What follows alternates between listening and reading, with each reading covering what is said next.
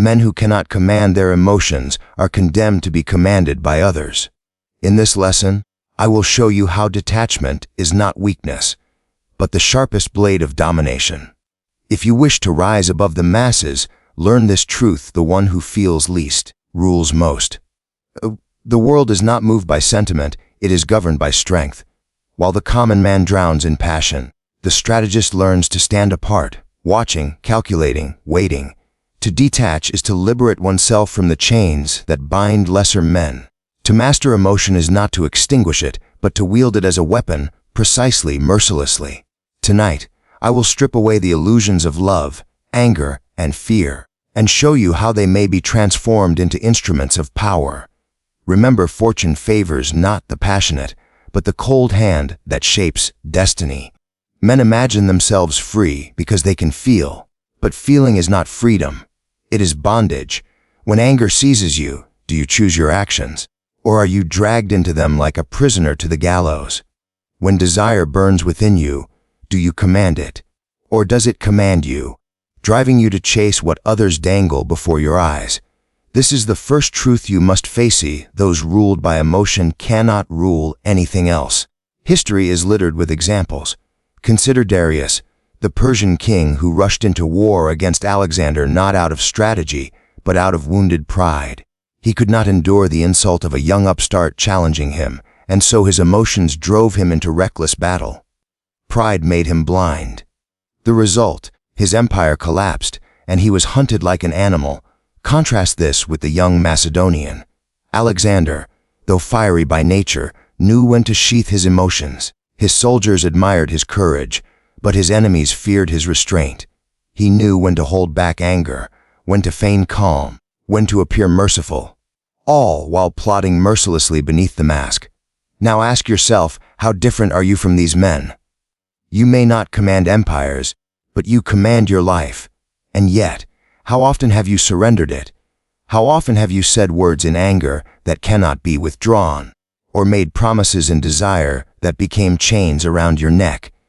Every time you let emotion dictate your choices, you give power to another, the merchant who sells you what you crave, the lover who manipulates your affection, the rival who provokes your rage and watches you stumble. Understand this: emotion is the lever others use to move you. Consider a courtroom. The lawyer who sways the jury rarely does so with facts alone. He paints with fear, with sympathy, with outrage. He knows that the mind is weak where the heart burns strongest. The crowd does not deliberate, it reacts. And in their reaction, they reveal themselves as slaves. Why does this matter? Because domination begins not in the conquest of others, but in the conquest of the self. If you cannot restrain your own passions, then anyone who can stir them becomes your master. The Romans understood this well. Their greatest generals never allowed grief or love to cloud judgment. When Scipio Africanus defeated Carthage, he wept at the sight of its ruins, not because he was overcome by pity, but because he foresaw that Rome itself would one day face the same fate. His tears were not weakness, they were foresight. He saw beyond the present emotion into the cold certainty of history. This is the perspective you must cultivate, not the denial of feeling, but the mastery of it. To feel without being enslaved, to recognize anger rising, yet choose silence until the strike is most effective. To notice desire stirring, yet delay gratification until it serves your greater purpose. Ask yourself, what would change in your life if you no longer reacted like a puppet to every tug of emotion? How many manipulations would fail if you met provocation with a steady gaze, temptation with a patient smile? You would become unreadable, unpredictable, and therefore dangerous. But danger is power, because men who cannot control themselves fear most those who can. Look at your rivals, your peers, your so-called friends. Watch how easily they are manipulated by vanity, jealousy, greed. See how quickly their moods shift with a word, a gesture, a rumor. They are ruled, not rulers. And the one who understands this gains a decisive advantage. Remember, emotion is predictable. Pride will always take the bait of insult. Greed will always leap at false promise. Lust will always cloud judgment. If you can see this in others, you can steer them. But if you cannot master it in yourself, they will steer you. So the question is not whether you feel, every man feels. The question is whether you are master or servant to those feelings. The tyrant of emotion will rule you until you revolt against it. And the revolt begins with awareness. The moment you feel the spark of anger or desire, recognize it for what it is, a chain waiting to tighten around your throat. Break the chain before it binds you. Observe your passion without obeying it. Only then can you step beyond the tyranny of emotion. And when you do, you will be ready for the next truth. That detachment is not coldness, but a weapon sharper than any sword. Detachment is not indifference. It is not the absence of care. It is the discipline of placing your mind above your impulses, your reason above your reaction. Most men confuse detachment with weakness. They believe that to step back is to surrender. But in truth, detachment is the vantage point of the ruler, the high ground from which the battlefield is seen in its entirety. He who is consumed by emotion sees only what is before him. He who is detached sees the entire war. Think of Julius Caesar. When his enemies in the Senate plotted against him, many expected him to lash out at every insult, to strike at every whisper of conspiracy. Instead, Caesar remained calm, outwardly unshaken. He concealed his awareness, biding his time until he crossed the Rubicon, when the strike was final and irreversible. That is detachment in practice, not the suppression of ambition, but its concealment until the precise moment when it becomes unstoppable. Now consider the opposite. Imagine a merchant insulted in public. He burns with rage, defends his honor, and in doing so, exposes his weakness. His outburst earns him a reputation of instability, and his rivals exploit it. His anger was honest, but honesty is rarely strategic. Tell me, what advantage is there in showing the world every wound? Why give your rivals the pleasure of knowing where to cut deeper? Detachment denies them this weapon. It transforms you into a mirror that reflects nothing. When insulted, you smile faintly. When praised, you nod without hunger. Your enemies grow frustrated because they cannot read you, and what cannot be rid cannot be controlled. Psychology has long confirmed what strategy has always known. Those who detach from the storm of feeling are better decision makers. Studies of negotiation reveal that the one who pauses, who breathes, who waits, almost always secures better terms than the one who rushes, agitated, desperate to conclude. In love, in politics, in business, the pattern repeats. Impulsiveness betrays, detachment conquers. Do not think this is natural. Detachment must be forged. It is the art of stepping outside yourself, observing your own passions as if they belong to another. This is why rulers surround themselves with counsels, rituals, and symbols. Not because they lack judgment, but because such distance reinforces their detachment. They remind themselves they are not merely men. They are offices, symbols, forces greater than flesh and feeling. Can you practice this in your own life? Yes. Consider the moment you are provoked. Someone mocks you, undermines you, challenges you. The ordinary man reacts. He strikes, he argues, he bleeds his dignity in the open. But the detached man observes. He asks, what does this insult cost me if I ignore it? And what might it yield if I bide my time? Patience becomes his shield, timing his sword. In warfare, the general who waits for the enemy to tire spends less blood than the one who charges in fury. In daily life, the one who delays response confuses his adversary, leaving them entangled in their own impatience. They reveal themselves more fully while you remain concealed. Detachment also grants clarity. The lover blinded by desire makes poor choices, surrendering wealth, dignity, and even future security for the illusion of closeness. But the detached observer asks, is this person truly an ally, or are they a disguised parasite feeding on my need? By stepping back, he sees not the mask, but the truth behind it.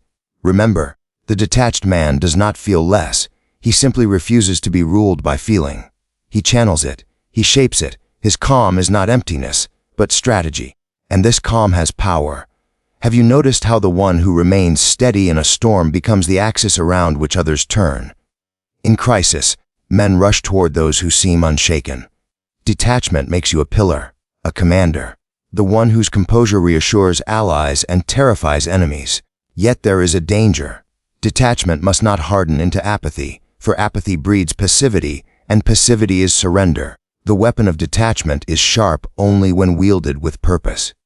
You step back not to retreat forever, but to see better, to strike truer, to rule longer. So I ask you, are you willing to let go of your reflexes? Are you willing to endure the discomfort of silence, the tension of waiting, the discipline of restraint? Few can. That is why most remain servants of their passions, while a rare few rise to command. Detach not to escape life, but to master it. Detach not to avoid the game, but to control it. And when you have learned this, you are ready for the next principle: how the emotions of others, left unchecked, can become your greatest weapon of manipulation. If your emotions are chains that bind you, then the emotions of others are keys that unlock their obedience. The masses cannot live without passion, and that is why they are useful.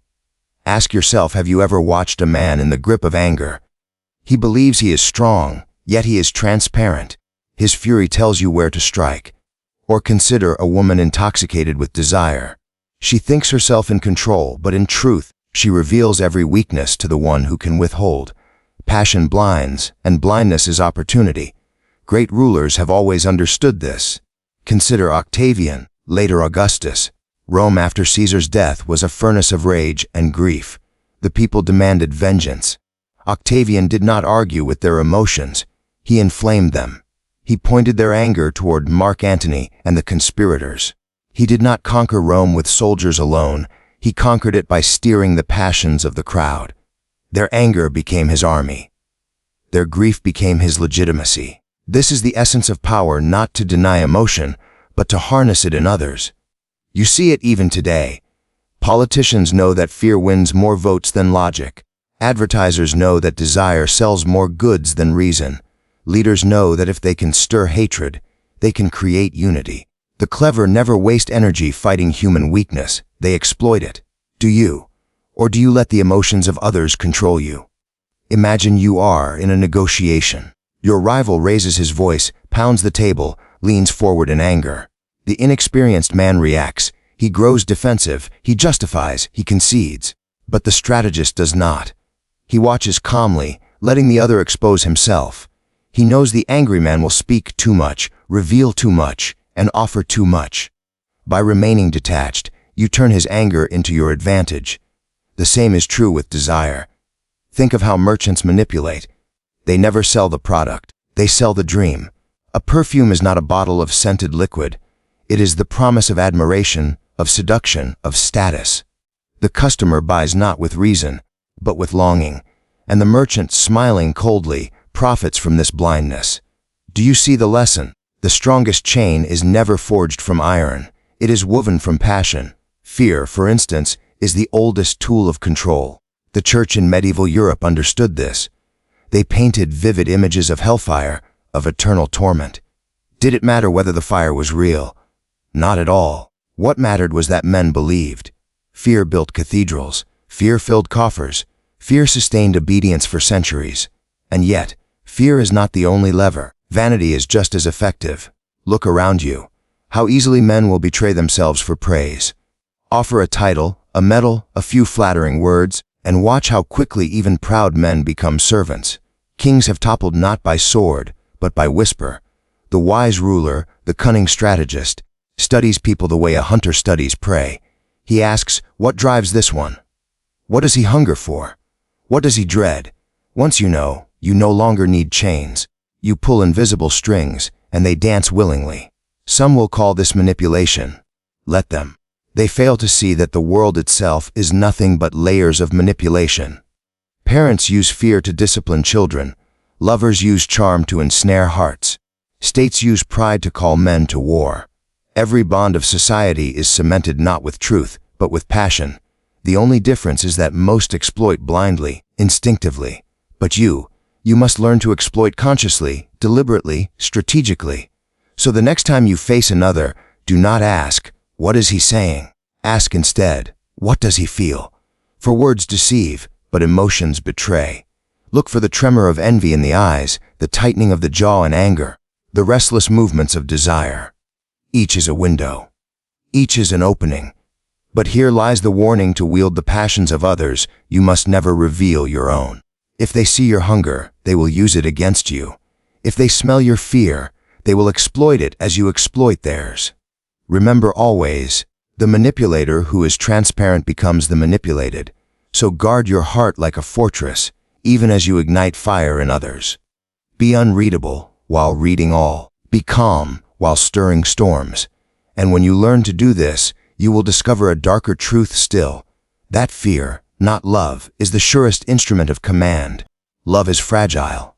It shines brightly, but fades quickly. Fear endures. Ask yourself which binds a man more strongly, his affection for another, or his terror of losing everything. The answer is plain. Men betray their friends, their lovers, even their families, when affection collides with their self-interest. But fear cuts deeper. Fear roots itself in the marrow, and men will twist their lives around it to avoid its sting. History proves it. Consider the fate of Emperor Severus, who ruled Rome with both cunning and cruelty. He was loved by some, admired by many, but feared by all. When enemies rose against him, affection was useless. Friends hesitated. Allies wavered. But fear silenced dissent and forced obedience. It was not love that preserved his throne. It was the dread of what disobedience would cost. Now think of rulers who trusted in affection. King Richard Tippy of England, believing his nobles would remain loyal out of love, discovered their hearts were fickle. When fortune turned, those who once praised him abandoned him. His throne was stolen, and he died a prisoner. Why? Because love is conditional. It survives only while it is convenient. Do you see the pattern? Love is voluntary. Fear is not. Psychology affirms this. Human attachment is shallow, dependent on constant reward.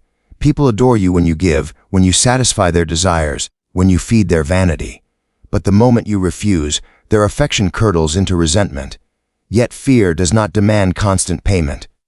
Once established, it sustains itself. The memory of punishment lasts longer than the sweetness of a gift. Reflect on your own life. Have you not noticed how quickly affection fades when you stop serving another's needs? The friend who praised you yesterday turns cold today when you deny him. The partner who swore eternal loyalty drifts away when desire cools. But think also of the authority figure who instilled fear in you long ago. Even now, when you recall them, your heart tightens. Their shadow remains, though their affection has long since vanished. Fear carves permanence. Love leaves only echoes. This does not mean affection is useless. It has its place. It can draw others near, soften their defenses, lure them into your circle. But affection alone is unstable. It must be underpinned by fear if it is to endure.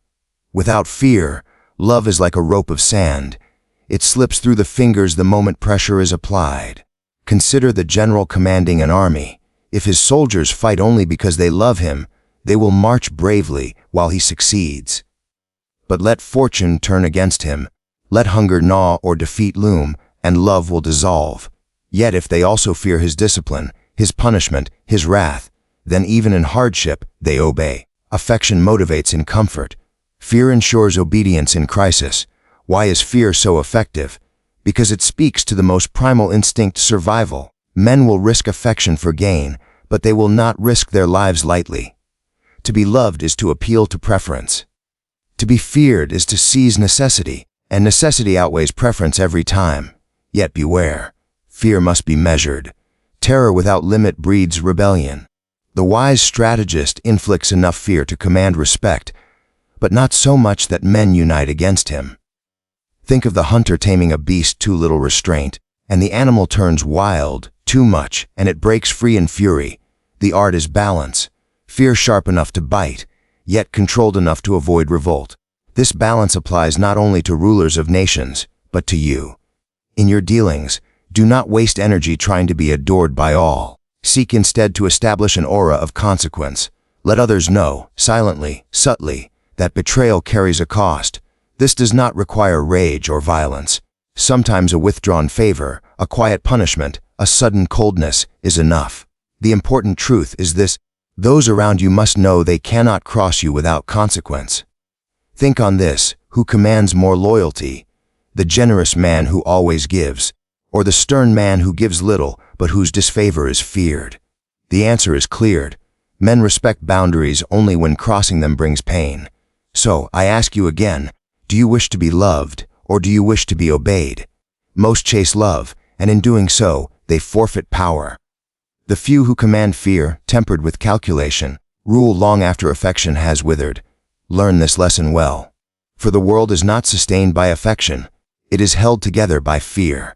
And yet, there remains one weapon sharper still, the ability to appear calm and composed, even when chaos surrounds you. Calm is an illusion. It is a mask worn by those who understand power, and it terrifies those who do not. When chaos strikes, most men unravel.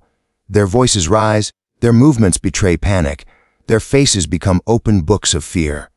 But the one who remains cold, who stands unmoved while others tremble, he becomes more than a man. He becomes a force. Ask yourself in moments of crisis, who do people follow? The one who panics or the one who appears composed? The answer is obvious. Composure creates authority. Authority creates inevitability, and inevitability is indistinguishable from power itself. History offers countless proofs. Consider Fabius Maximus, the Roman general who faced Hannibal, the greatest tactician of his age. While Rome screamed for swift revenge, Fabius remained calm. He refused to be rushed into open battle. He endured the insults of his own people, who called him coward. Yet he waited, measured, calculated, and in his cold patience, Hannibal's momentum waned. Rome survived because one man refused to be consumed by panic. His calm became the Republic's shield. Now look at the opposite. Think of Napoleon's marshals at Waterloo. When the tide turned, many lost composure. Orders grew confused, discipline fractured, and the aura of French invincibility shattered. It was not numbers that defeated them. It was the collapse of composure, the loss of the cold advantage. Do you see? Men do not fear chaos itself. They fear the man who stands unbroken within it. Psychology confirms what history teaches. Humans instinctively look for anchors in uncertainty. In times of disaster, even in small groups, eyes turn to the one who appears calm. It does not matter if he has no solution. His composure alone suggests he does. That suggestion breeds trust, and trust becomes obedience. This is why the cold advantage is more than discipline. It is theater. You do not merely endure chaos, you display calm deliberately as a weapon. You slow your breath, you lower your tone, you move deliberately while others rush. Your very presence becomes a silent command: I am in control. Therefore you will follow. But make no mistake, this calm must not be empty. It must conceal calculation. To appear calm while blind is only ignorance. To appear calm while plotting, that is strategy. Think of the duel. Two men face each other with steel. One trembles, sweat dripping from his hand. The other smiles faintly, his gaze steady. Who already has the advantage? Fear multiplies in the trembling man, weakening his strikes. The cold one, even before moving, has conquered his opponent's mind. The battle is won before the blades meet. You may not face duels, but you face conflicts every day. In negotiations, in disputes, in crises. Your composure is either your downfall or your edge. If you allow your rivals to see you flustered, you bleed authority. If you appear calm, even when fortune turns against you, you project inevitability, and inevitability bends reality in your favor. Reflect on your own experience. Have you noticed how the one who loses his temper always seems smaller afterward? His words may be fierce, but his loss of control diminishes him. Yet the one who responds with measured silence commands attention, even fear. Silence, delivered coldly, can wound deeper than the loudest outburst. The cold advantage is not only about others. It is about you. When your mind is still, you see opportunities invisible to those blinded by frenzy. You notice the weakness in your enemy's position, the hesitation in his voice, the cracks in his alliance. Calm reveals, panic obscures, and here lies the deeper truth. Coldness is contagious. Just as panic spreads like fire, composure spreads like stone. Those near you absorb it, steady themselves, and align to your rhythm. Soon, you are not merely calm, you are the axis upon which the situation turns. But beware of misusing this gift. If your calm hardens into arrogance, it will alienate. If it becomes indifference, it will betray you. The cold advantage is a weapon, but like the blade, it must be drawn with precision, not laziness. Show calm when others expect collapse. Show control when others expect retreat. In that contrast lies your dominance. So I ask you, when the storm breaks, will you drown with the crowd, or will you stand as the rock that resists the tide? If you master the cold advantage, you will become that rock. Men will fear you, not for what you say, but for what you withhold. Not for what you do, but for what you choose not to do. For the cold hand does not need to strike often. Its power lies in the silence before the strike. And this silence, this aura of inevitability, is what separates rulers from the ruled. Now you know the truth of emotion, how it enslaves, how detachment frees, how passion can be exploited, why fear surpasses love, and how cold composure crowns them all.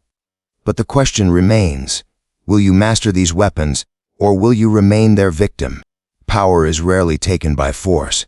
It is surrendered, quietly, invisibly, by those who cannot see the strings being pulled. Control is never loud.